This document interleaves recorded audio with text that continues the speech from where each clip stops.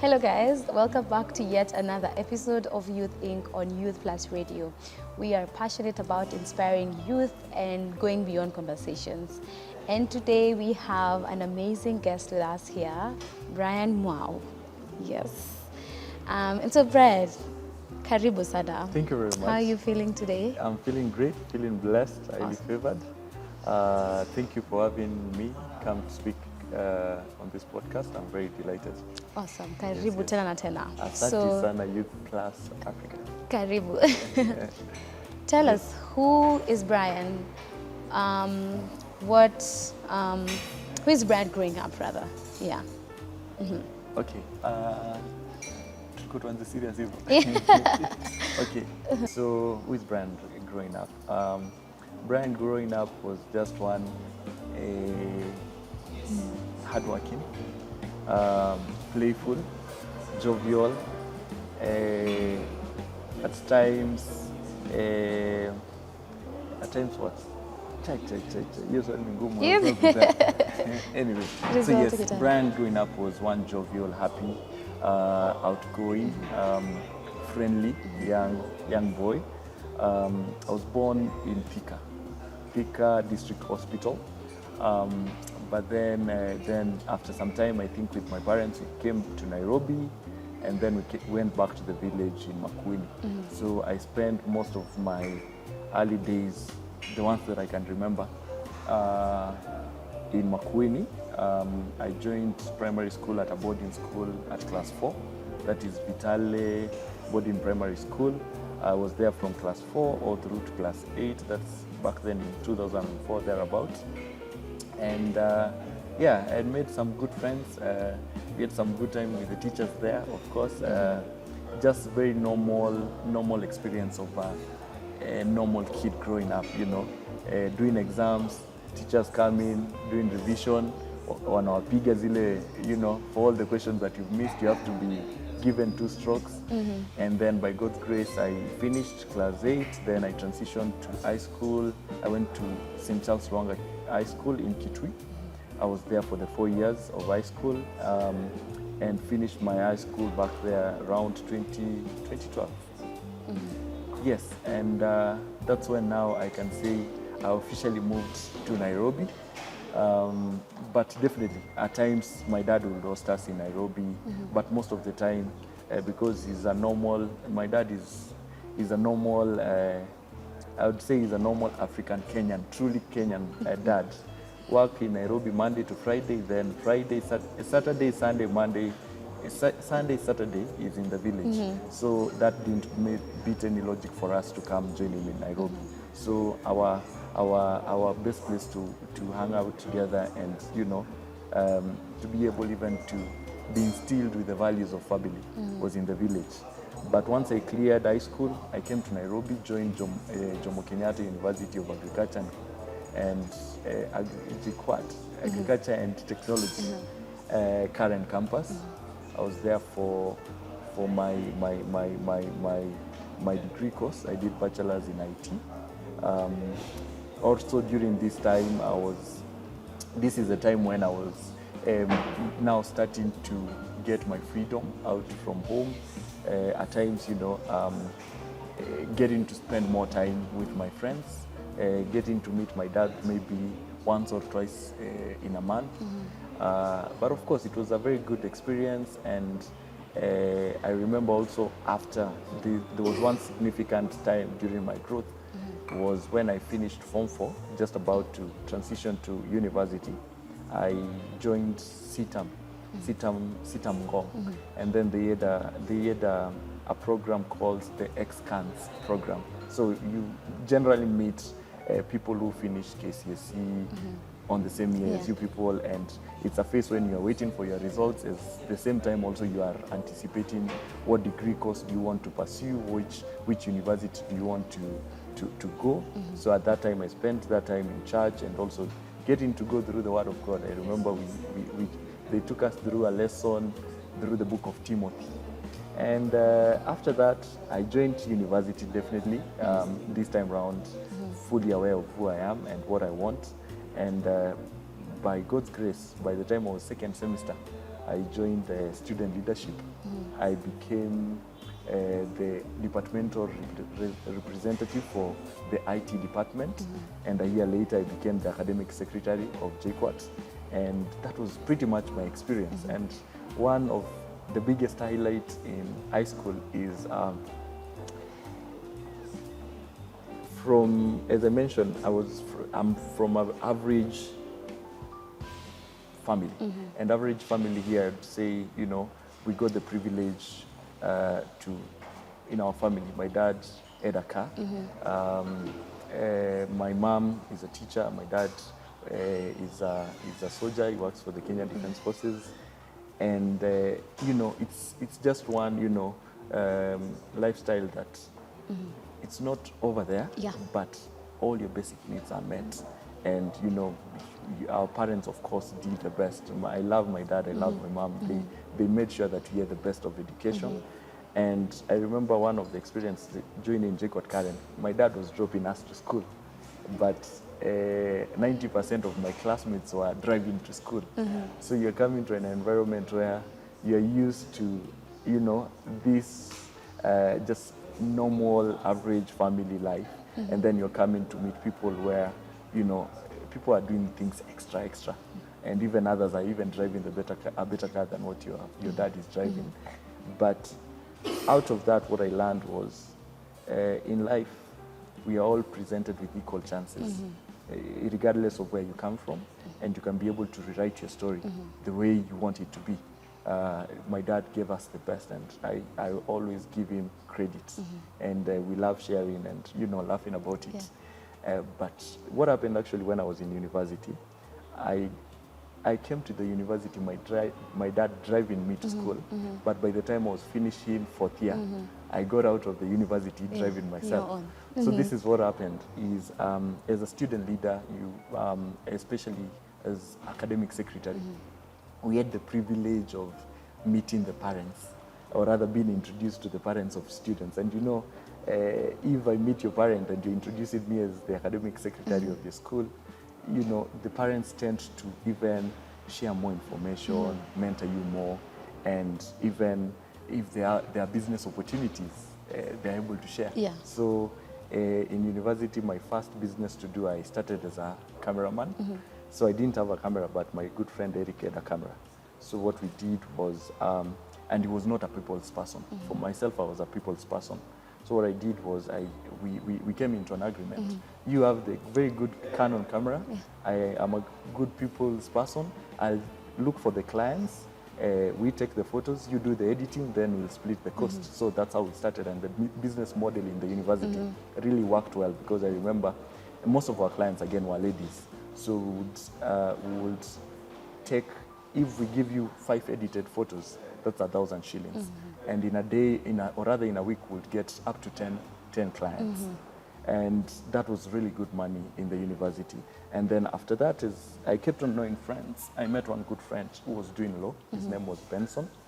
And Benson was at that time attached to, I think, the Ministry of Lands. And we became very good friends, and he was doing really well with his life. Even at that time, he was driving. He was driving 2 cars to school.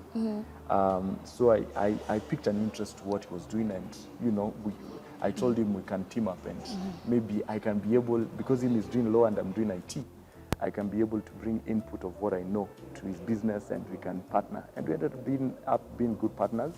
And I remember our breakthrough happened in the 4th year. We procured a good business deal, which we made around 20 million Kenya shillings.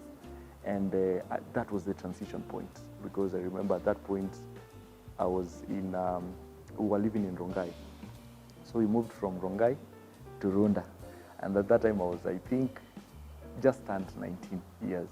So we bought new cars and we started life together in Runda. And he married, of course. Mimi, I was still very young. And I took that shift as a mindset baptism. Because, you know, having grown up in the village, in Makueni, in Kitui, came to Karen, at that time we were living in, where we were, in Ngong. Living in Ngong. And now, moving from that setup to a very different setup, Runda, where now you meet who are the great men doing well in this nation, both in the corporate business, even religion, the guys who are doing very well in life. So, and I learned one thing. They still have the same eyes we have. They have one nose, they have 2 ears, they have one mouth. And, fairly, we are the same color and we are the same people. So at this point is when I realized, you know what, if these people are living this kind of life, we can also be able to live it. And of course, we were young and ready to explore. We didn't stay for Runda for too long because we didn't invest as much. We got broke. I went back to my parents' home, and I started again. So that was my time, primary school, high school, university. Yeah, so awesome. It's so good to hear of how you grew up as Brian. Yeah. And so just backtracking you back to high school, the famous question we used to be asked, what do you want to be when you grow up? I mean, did you see yourself, like now until university, did you see yourself where you'd be? Because someone might be listening and they're like, oh, Brian must have had it easy and smooth, you know? Yeah. And so how was it? Like, did you ever see yourself being always that you were, like now till university? Yeah, I would say my dad was my biggest inspiration. He always inspired me because I would see him provided for the family, being a loving dad. When he's available, you will feel his presence. He's full of surprises. So even going back to primary school, I remember someone asked me this question when I was in class 8, and it was my deskmate, and they asked me, what do you want to be when you grow up? And I said, I want to be a soldier. And everyone laughed. And they asked me, everyone is saying doctor, everyone is saying, you want to be at the war zone. I was like, no, I'm not actually interested to be a soldier because I want to be at the war zone, but it's because my biggest inspiration is my dad. And even that didn't change even while I was in the university. I mean, not university, but high school, all through. But yes, it got to some point. I remember there's a point when we were sent to go. I think our school was doing Arambe, fundraising for something. And we were given, there's that booklet, raffle tickets, to go and sell in Kitui town. And then I sold over 2 booklets. 2 booklets of those raffle tickets. And I came back to the school with around 7,000 Kenya shillings. And I did it so effortlessly that even other students were asking me, Yani, you sold all these and you brought it to the school. Because of them, they were doing around 700, 800 at most. I told them, yes. And then I realized, I can be able to sell. So I always knew that I'm a good marketer. So my desire to be in the military a little bit shifted. So I'd say any opportunity that will present itself that involves me selling a product or me being able to market something, that is what I will go for. So even in high school, I was still very much open. I was not specific. But I remember one day my dad was, when I was about to get to Form 4, during the long holidays, December holidays, my dad was giving counsel to my elder brother called Ian, and he was advising him on, because my brother had just finished Form 4 and wanted to transition to the university, so he was advising him what sort of employable opportunities he will get if he goes to do a specific course, and that specific course was information technology. So this was the first time me hearing my dad recommend a course for my brothers. So I took his counsel, and even I remember his words was, I've heard there's a mzee called the late now, Mzee Kirobi, who is employing young IT graduates and is paying them very well. So I took that counsel. That is the counsel that I went back to school to do my Form 4, and at this point I had already known I'll go to the university, JKUAT, to go do IT, and after that, I don't know how it will be, but I've had my dad. So any word of counsel that my dad would give us, we'll take it very seriously, because we will see how they stretch the extra mile he was going together with my mom just to make sure that we had the best of education. So I went back and I knew, you know, this is it. This is what I want to do. And even when I was in Form 4, I was telling my classmates that, you know, after this, I'm going to do IT. Awesome. IT, yeah. Awesome. Yeah. You also mentioned somewhere around university, you got to receive funds, what, 20 million, is it? Oh, yeah. We did a business. And I will not take full credit for this or much credit on this. I'll give it actually much credit to my good friend Benson. He's the one who did, for me, I just did the pitch and I told him we can partner. And whatever project that you're doing, I can bring in my expertise and I can assure you that with my expertise, it will ease you getting the business. And he took me in, actually, even we moved in together because at this time he was living in Rongai, he had a bigger house. So we moved in together because now we're business partners. So what we did is I assisted him in that business. It was more of selling a piece of land. It was more of a selling of a piece of land. And the seller was one of parents, I believe, in the school. So the parent was willing to sell the piece of land at 100 million. And fortunately, we got someone who was willing to buy this piece of land at 100 million. But we were sharp. So we went back to the person selling the piece of land and we told him, we've gotten someone who is willing to buy your land, but they're willing to buy your land at 80 million. So at first he was like, no, the least I can go is 95. So we were like, okay, we'll just keep on looking. So he stayed for almost 2-3 weeks. Then thereafter, 3 weeks after, this person called back desperately. Do you still have your buyer? And we said yes. And he said, okay, can you connect me to them? So at this point, we got a lawyer. He signed the agreement that this guy is willing to sell his piece of land at 80 million, and this buyer is willing to buy the piece of land at 100 million.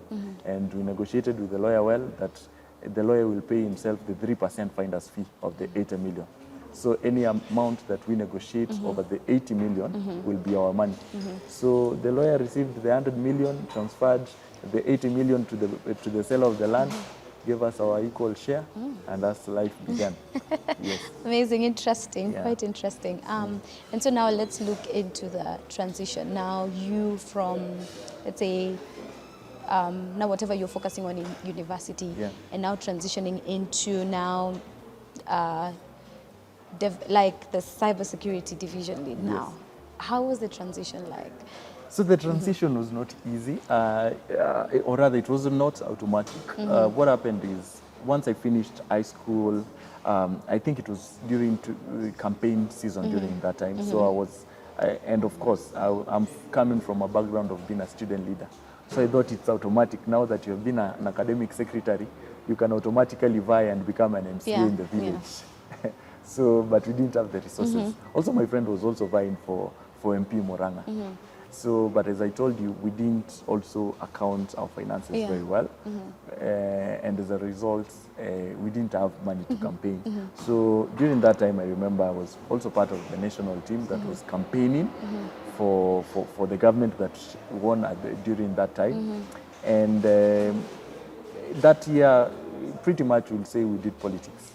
And then towards the end of 2017 is when I got actually my first paid internship, and an agency called Kentrade.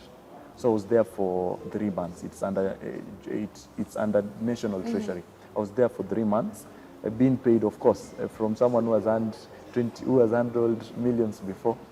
I was being paid 25,000 Kenya shillings per month for 3 months. But I was there because, you know, I said, if I keep postponing, it's good you start now. Because if I can start now, by the time I'm turning 35, by the time I'm turning 30, of course, I've acquired enough experience to ask for whatever amount I want to ask to be paid. So I started there. I was there for 3 months. After that, I was jobless. Then I went back to church. This time I transitioned from CITAM to Winners Chapel. Winners Chapel taught me great things to do with spirituality. You know, how to fast and pray, the importance of tithing. I even went for Bible school. So I went for Bible school, I finished Bible school. Then there's one friend of mine that we became friends when I was still in Runda. He's called Alex. So Alex Kidake, at this time, he had opened a real estate company called Scratch Homes Limited. So I was just a fresh graduate from Bible school. On a Monday morning, I showed up in his office and I told him, Alex, don't judge me, but I'm coming back to work for you. I want to work for you. And he sent me to one of the sales manager. He told the sales manager to interview me. The sales manager interviewed me, and he said, came back to him, and he said he's going to take me in as a sales representative. But then Alex said, no, we are not going to take him as a sales representative. If you find him is good, actually, he will be your boss. I'll make him the general manager. So he made me the general manager of his company, and that time, most of the time, he didn't spend most of the time in the country. And because, of course, I was still struggling with, you know, I went through a depression phase. You know, when you're exposed and you go broke. Of course, there's a depression that sends you back to church, restores health, you restore your relationship with your creator. And, you know, at this point now, I was getting back to my foot again. And, of course, my family also was very supportive. So he gave me a job, and fortunately, he also gave me a house in State House Road. So, as I mentioned, Alex was living, most of the time he would spend his time in Dubai because his children were going to school there. So he told me anytime, Brian, that you don't want to go to Tawala. At that time I was living in Tawala with my elder brother. You can spend in my house here in State House Road, so that it's convenient even for you to go to work, because the office was at Ngong Road. So, and also he gave me a car. So now I've been restored. Now I have a car. I have a BMW X5. I have a job. He was not paying me much. He told me also he cannot be able to pay me. He will handle me as his son because he wants to mentor me and coach me. So he was giving me 30,000 per month, which was a big upgrade because this is untaxed. It's an upgrade from the 25,000, and now I have a car that is fully fueled by the company, and I have a title. You know, at that formative stage, a title really matters. Even you can give me, if you call me a director and I'm not driving, I'll just feel happy because I'm being called a director. So and I was with him for like 7 months, and I remember this Wednesday I was fasting, and I received a phone call, and I was told that I've been shortlisted to attend a nationwide training course, but I'm required to report to, at that time we were reporting to Jubilee headquarters, but it was no political. It's only that the school, ICRAL, was based in Jubilee headquarters, the building along Thika Road. So told to report there, and I went there the following day. I met a group of 120 people. And these people, I could recognize them because back then, while I was doing my KCSE, they were the leading students in the country. I could tell number 1 to 10 were there, number 67. Actually, they were actually referencing each other. Oh, I remember you are number 64. You appeared in the Gazette. Me, I was nowhere to be found during that time. So I remember, and then one colonel walked in and he said, you guys, you've been shortlisted to attend the first national cybersecurity training program, and it will take 6 months. But out of the 120 of you, we only need 40 of you. So you are going to the exam room and you're going to be tested. And I was like, what? I was not ready for this. But I got there, I prayed, and I trusted God, you know, this is an opportunity that is opened. So I told God, just help me, best of my ability. And I believe because of the exposure that by God's grace I'd acquired, I was able to tackle each question very well. And surprisingly, I was among the shortlisted 40 students. Wow. Actually, I think number 17. Because 17 was my index number. So and we were invited. I joined now the National Cybersecurity Training Program. I was there for 6 months. My director, Alex, happily released me, and he told me even the times that I'm not working, I can go back to the company and support them. So most of the weekends I would again go to his company, go and support the staff, because we had onboarded a new team. So I needed to coach them, take them to clients, introduce them, show them how we do things. So I'll do that over the weekend. And also Alex had bought me very good suits. So they made me stand out during this training course. And I was there for the 6 months, and we were being paid 40,000 just to study. Yeah. You know, I always say this is one of the best programs I've ever had, because you're being paid actually to go to study. Yeah, yeah. And I did so well. And how I transitioned now from there to Centum, back in 2018, June, I was fasting. I mentioned at that time I was going to Winners Chapel. So there's this time that there was that gap before me joining Alex's company, the real estate. There's a time when I was still in Bible school and I was jobless. So, and I went to a friend of mine called Bellamy. And I asked him, I've seen your dad. His dad is my good mentor. He's called Karani. So I asked him, your dad seems to be doing very well in life. He drives a very good Mercedes. You guys, he's bought you guys a Toyota car, van, where you guys can be able to use it to church and back home. Like, tell me the secret behind your family's success. Like, just give me a snippet of something I can be able to use. Then Bellamy told me it wasn't the same case for them, like since beginning of time, but there's a time in their family they struggled, and their dad called for a family 3 days of fasting. They said, okay, 3 days of fasting without food, just drinking water. Even you fasted, and he told me yes. So I said, okay, I'll try that. But of course I didn't try it because it seemed so hard for me. It seemed so hard for me. But over time, after a month of struggle, I said, let me just do this one thing. Try it. I tried it, and I fasted from a Tuesday to a Friday. And the Friday was the 28th of July, 2018. I can remember it very well. And for the first time, I heard the voice of God. I had God tell me, go to Dr. Chris Kirubi. At this time, I don't know him. We've never met. Even I do not remember this is the same person I had my dad cancel my brother about to go do IT, so that because there's a man employing.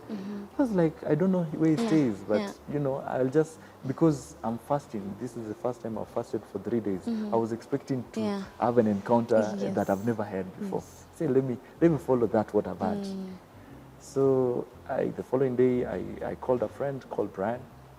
I told him, tomorrow I want you to be my chauffeur, to take me to see someone prominent in this country. Be dressed in a suit. He had a car. He came with his car. He picked me in town, and we drove together. We started looking for where does this, the late, God bless him, Kirubi stays. And we went to Roresho, and we got to his home. And at the gate, I remember even having an encounter with the guards there, asking me, do you have an appointment? And I told them I don't have an appointment, but I am here to see him there because I want to see how he's faring on and also catch up with him. And by God's grace, they allowed me to drive into the compound. I met him. We exchanged contacts. We kept a very good, rapport. I always checked up to him after maybe 1 or 2 weeks, get to talk. And now, fast forward now when I'm attending this cybersecurity training, I fasted again for 21 days. But not the entire 21 days, like this Shakaola case that is happening now. What I did was I fasted for 14 days, having water. But again, I was still in school, so I'm not using much of my energy. And I can say by God's grace, I fasted those 14 days because I've tried it. I've tried it.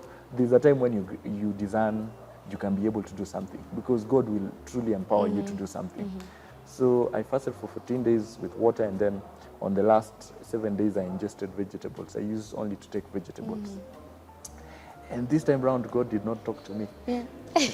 And I was still undertaking my cybersecurity course, and it was January 2019. But on the 16th of February, God spoke to me again, loud and clear. He told me, call that person that I introduced you to. Tell him you have a business idea you want to pitch, and you have to pitch to him in person. Fast forward, I called Daktari. I pitched to him. I told him I have an idea that I want him to pitch. Of course, I didn't have an idea at that time. He didn't ask me what is the idea. He just told me, come see me the next Sunday. So then I was like, God, I've heard you. You've told me I have an idea. but I don't Where's have the the idea. idea? Where is the idea?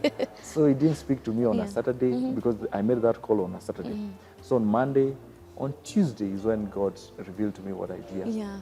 I should go and speak to him and, you know, nothing else but cybersecurity. I went, I did my research. Centum did have a cybersecurity division by then and the opportunity. So I met Daktari, the late Kirubi, and I explained to him what sort of cybersecurity would mean to for the group. And he liked the idea. And there and then, he introduced me to my now MD, is called James Nicole. He told me he's going to interview me, and he told me to go back to the trading, take 5 of the best students, we poach them, so that we can come, we start working with them in Centum through Tribus TSG. And that's what happened. Went back to my training. I got 5 of my the best performing classmates who now are part of my best friends, and we are colleagues.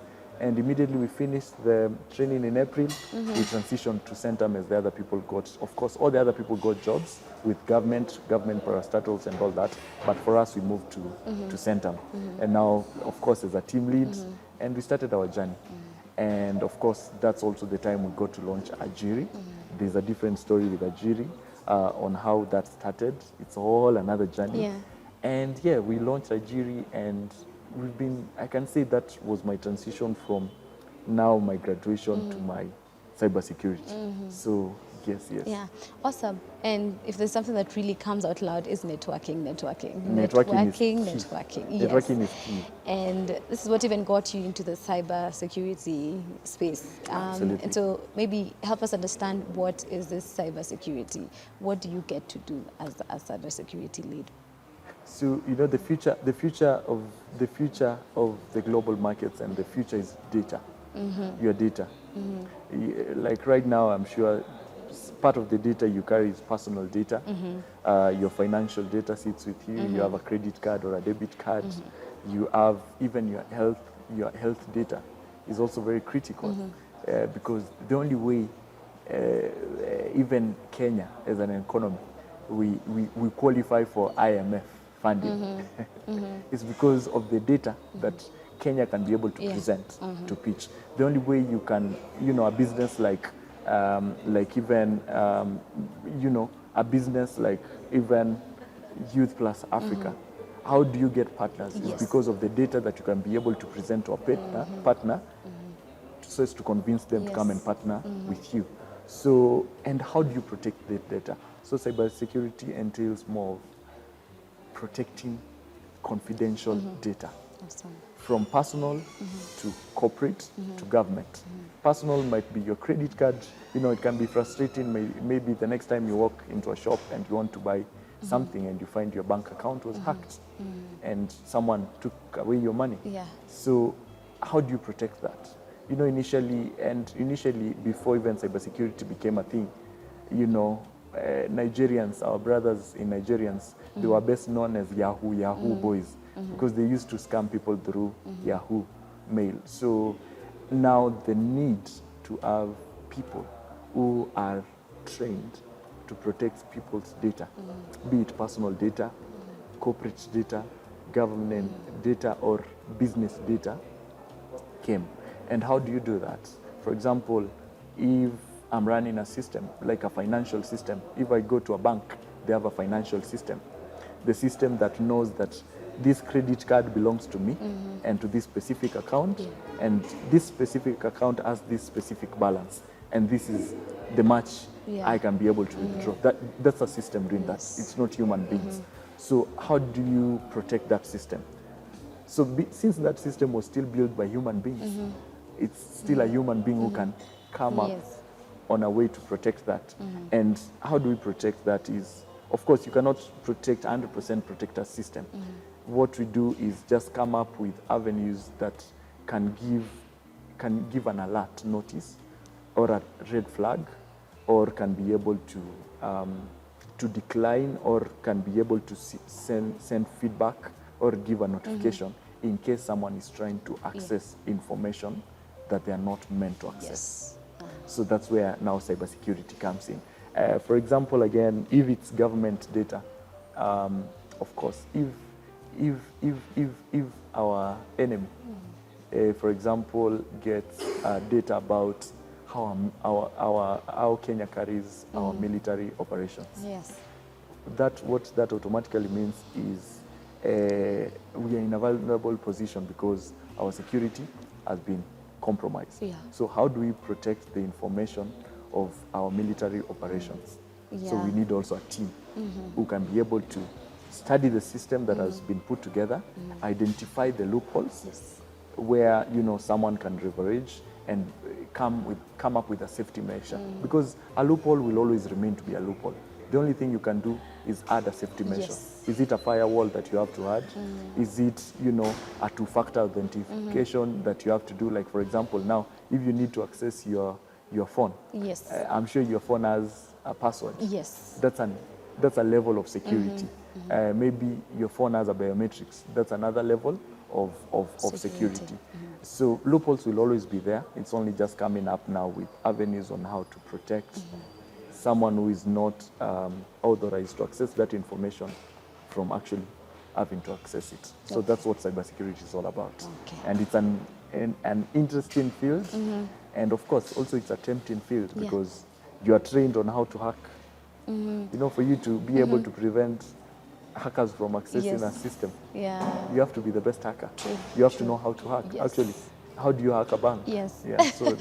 So it's more of an ethics. And I remember the colonel, our good Colonel Maina, he always told us, for you to survive in the cybersecurity industry, it's more of character than skill. Who are you as a person? Because we are giving you a skill that will put you in a compromising situation. So if you are a person of character, definitely you will handle your job with a lot of confidence and a lot of trustworthiness. But if your character is in question, you'll also be able to place yourself in a position where, in a different position with the Kenyan law. That means you might be jailed, you might even be assassinated, who knows, God forbid. Yeah. Okay. So you being in the cybersecurity world, Ajiry came about. Yes. Tell us about Ajiry. So Ajiry is one program or rather project that actually I'm very passionate about, and also Centam, the group, is very passionate about, as well as Tribus. So how it came about was from a personal experience, was for me transitioning to the job market, or rather getting a job after graduation. I wouldn't say it was such a big struggle. Maybe I only stayed without a job for maybe a year. There are people who I know who have stayed even for almost 5 years without getting a job. And while I was employed by Alex, there's one experience that I got that is, priceless in terms of even having a background for Ajiry. And one thing is, anytime Alex would fly in the country, he would ask me to look for him. For example, he has a new TV that needs to be mounted. Can we get an electrician? Can we get a plumber? He needs a mechanic to check his car. Can we get a mechanic who can come and fix my car? And at this point, what I learned was actually the opportunity is there.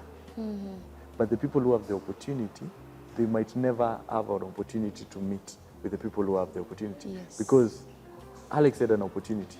He flew in the country, but he landed, immediately got into the jet, to his private car, he drives all the way to his home. The person who is looking for this opportunity is either in a bus or cycling his bicycle. Yes. So these people will never meet. But one thing that brings people together is tech. You'll find maybe actually Alex and his mechanic, they are friends on Facebook. But that was just my personal experience. But fast forward in 2019, my MD, because James Nicole was introduced to me even before I joined Centam. So we were invited to attend a youth leadership forum in the University of Nairobi. And we were there with him together with the other directors, from Centam. And we got cornered by a group of students.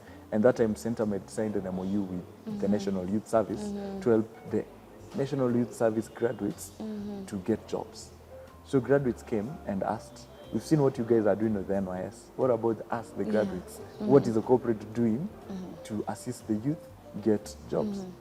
And, you know, that sparkled, a great interest to create a platform that can connect the employer and the employee.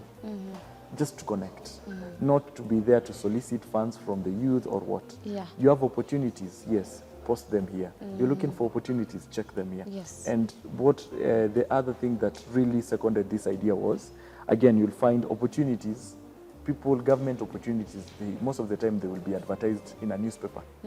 But tell me that one youth who has extra that 100 shillings to go and buy a newspaper to start looking for opportunities. True. Again, they will advertise them maybe in TV stations, but how many youth can be able to actually to pay for that monthly subscription so as to see the advertisements on TV? So, but give them with, data is relatively cheap in the country. Give them on a platform where they can be able to build profiles and be able to have a touch of opportunities across, Kenya and be able to apply. There you've been able to impact, and that's how Ajira was birthed. So we designed, at this time we were still undertaking the cybersecurity course. So with my team, I led the team, we built a platform, and which now we came to be launched in May 2019 by Centam through Tribus TSG. And the impact, even for the first few days, was explosive, because I remember in 1 week, we got over 5,000 users in 1 week. And in a month, we had already impacted we had already amassed crossed the 10,000 mark. And the impact was visible, because for us, we are keeping, how we used to calculate impact is who posted the job, who applied for the job, and who got the job. So we realized even in a month's time, we've been able to connect over 3,000 youth to gainful employment, both blue collar and white collar. And fortunately, our group CEO, Dr. James Moria, happened to meet the global president of MasterCard Foundation. And at that time, her team reached in terms of, the global president was to visit our country to come launch a program. And they picked an interest with what Centam had just launched, to come and see what we are doing in a small scale and to see how they can be able to amplify it and help us so that we have a bigger impact. And of course, MasterCard Foundation has a great vision of impacting over 5 million youth to give them dignified work. So for the first time, I was still very fresh in Centam. I think I was only 2 months old in Centam. So we got to meet the global president of MasterCard Foundation, Madam Rita Roy. And it was me, my group CEO, my MD, our technical director, all seated in one room. And from that one sitting, we were able to, share what we are doing. And of course, I got to share also my experience that as a youth, being a youth then and who had just recently graduated, and what was my story even getting a job opportunity while I was working, and what was the opportunity I saw even while working in the real estate world. Out of that conversation, MasterCard committed to give us first grant of $1.4 million. And what this helped was to help us now open job centers. Because also we analyzed, part of our impact was most of the beneficiaries who benefited from the program were from town, urban areas, either Nairobi and the neighborhood. And we realized, why is it that people from other counties are not taking advantage of this opportunity? And we realized it's either a connectivity issue, they don't have access to internet, or it's a tool issue, they don't have access to computer. So the best way you can give them a head start for them to take advantage of this digital platform is to give them access to free internet and access to computers. So what we did, we out of that grant, we've set up 10 Ajiry job centers across 10 different countries. And what that gives is, the youth have access to computers, the youth have free access to internet, And also on top of that, because we realize now with this, we are able to tap into the blue collar and white collar. What about talent? What about art? So what we did, even in the Ajiry centers now, we have free recording music studio and a podcast studio. And the impact is impressive because personally, I'm from Makueni County. Meaning, if I walk to the Makueni Ajiry Center, I can even do my podcast in Kamba. I can be able to, share my experience and even impact more people speaking in my vernacular. The other day, we launched Kisii County, and we would see the impact. Kisii, the people from Kisii, youth from Kisii, they wrote an anthem for Ajiry in Kisii. And even we had the privilege of dancing that anthem with His Excellency the Governor, Dr. Honorable Simbarati. And this is just impact beyond what we ever envisioned. And our vision is, of course, after the first initial grant, MasterCard has still come through for us. They have seconded more grants. To date, we've been able to raise around 2.19 million USD, roughly. But our biggest vision is to see each county of the 47 counties we have in Kenya have an Ajiry center. And that means setting up more 37 Ajiry centers. And we are at a proposal stage towards even getting into phase 2 of the funding. And we are hopeful that definitely through MasterCard Foundation and other partners that now we are working collaboratively with, we are going to achieve this vision because give youth access to a tool, then they will show you what the potential that is inbuilt. So that's our biggest, and also as Ajiry, we've been able to directly employ youth. To date, we've employed over 140 youth directly as Ajiry. Some of them are still with us, others have transitioned to a better place because Ajiry is just it's a transitioning phase. This is a youth who has finished in university degree coursework and they need to, to grow. A good place to start is Ajiry because you get to work in a startup setup as well. You are able to even self-identify yourself. We are able to mentor them because they are our fellow brothers and sisters. We are same of age group. So we speak the same language. So the impact has been really impressive. But across all the Ajiry platforms, which maybe I can be able to break down, we've been able to impact over 700,000 Kenyans.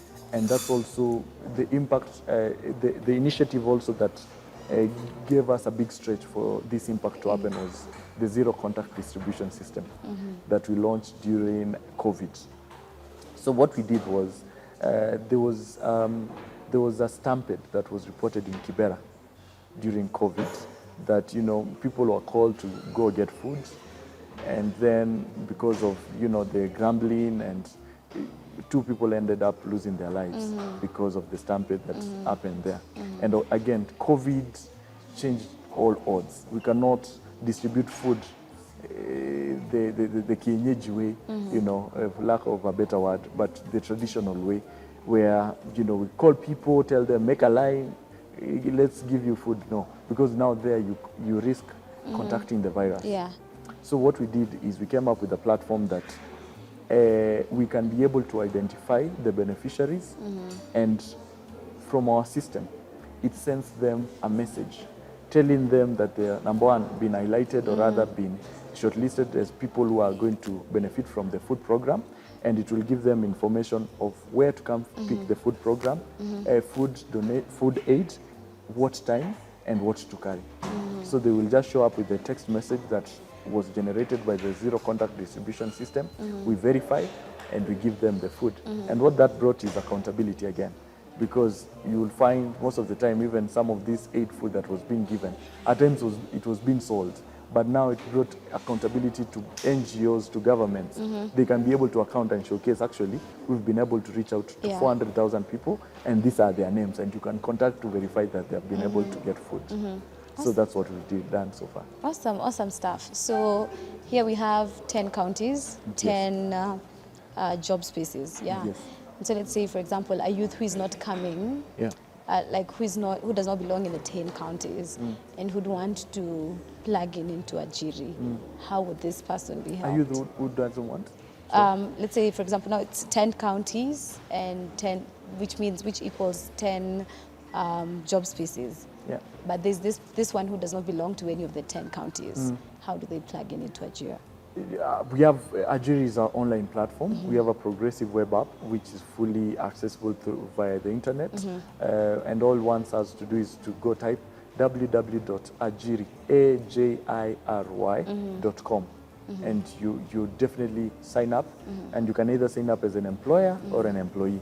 If you sign up as an employer, of course, what you can be able to do from the platform is be able to post jobs and get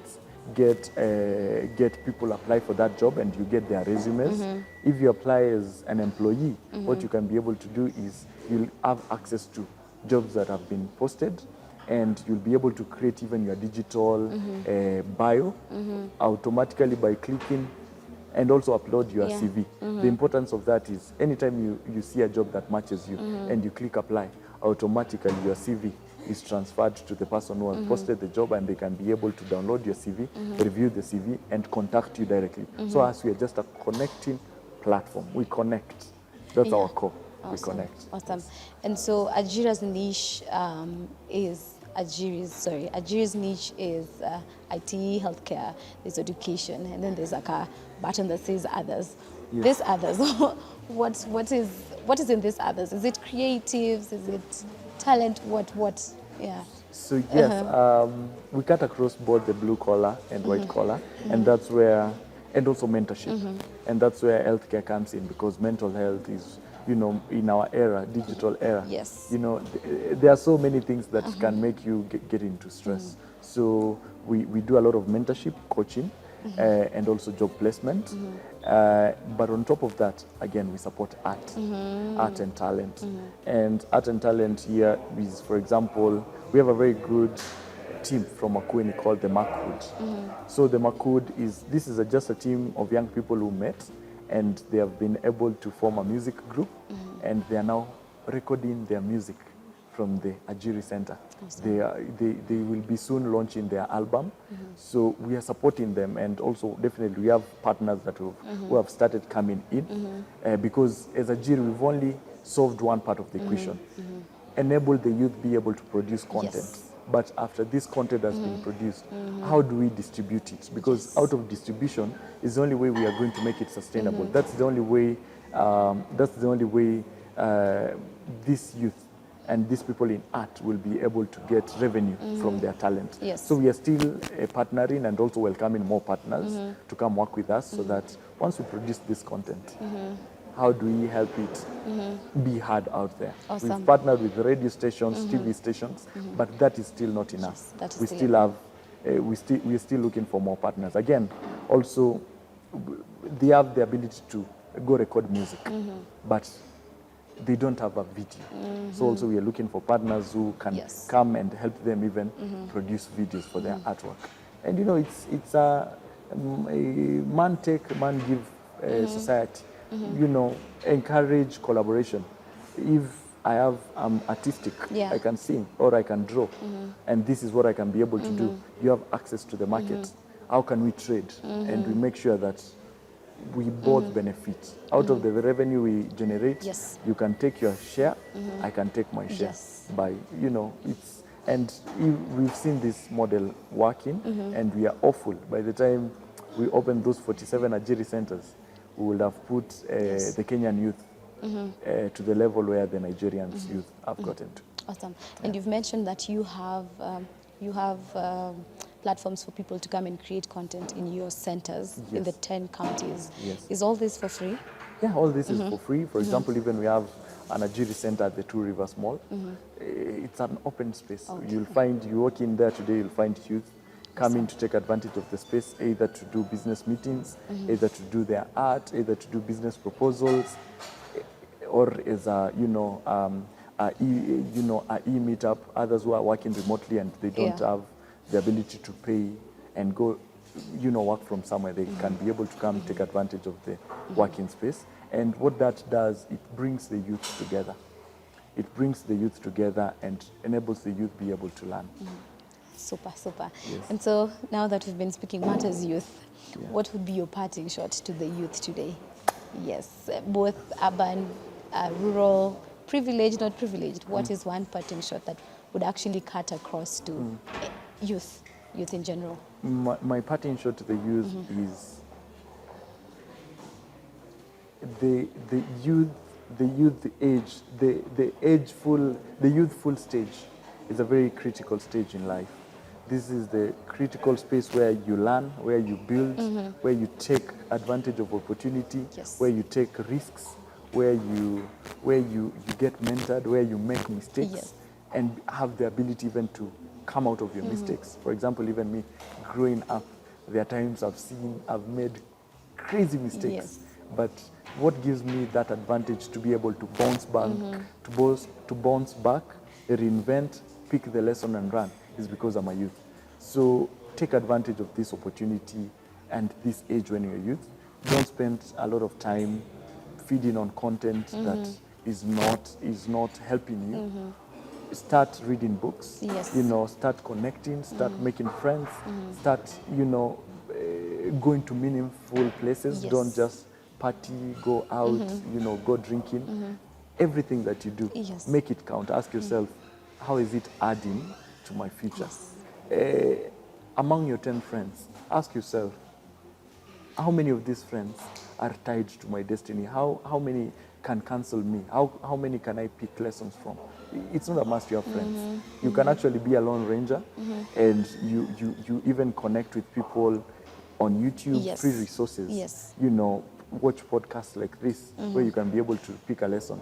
And then lastly, be ready to give. Yes. Being brought up and born in this side of the world, we've been brought up in a culture that is more of donate, give us, Yes. give us. Yes. And I think that at times it gets to us. So as a youth, be ready to give. To give. What is it that one skill that you can be able to offer?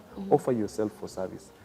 Out of you offering yourself for service is where a blessing will come. Yes. Because my prayer, for example, my prayer tonight will be, God, help me be able to meet a partner who can fund Ajiry so that I can be able to see more jobs Impact connected, more more youth lives. connected to jobs. You see, Amazing.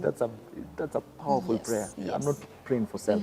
Out of that, of course, I'll be blessed. Yes. But the impact of, God give me a car, God give me a house, God give, those are things that will come automatically when we are giving, we're giving out to other people. Awesome. For example, the other day, I was having a chat with one of my mentors, and my mentor was telling me, Brian, right now I don't have money. And I was telling me, what do you mean? You are a millionaire. He's telling me, Brian, I don't have money, and I know you pray. So as you'll be praying, pray for me that I get money to pay salaries. The money that I need is to pay salaries. Yes. I've employed over 1,000 people. And I was like, wait a minute. So the prayer point of this guy is, God give me money so that I can be able to pay 1,000 people. And there's someone else who is praying, God give me money so that I can be able to go and buy a good shoe. So which prayer has weight? Is the prayer that has impact On other people. on other people.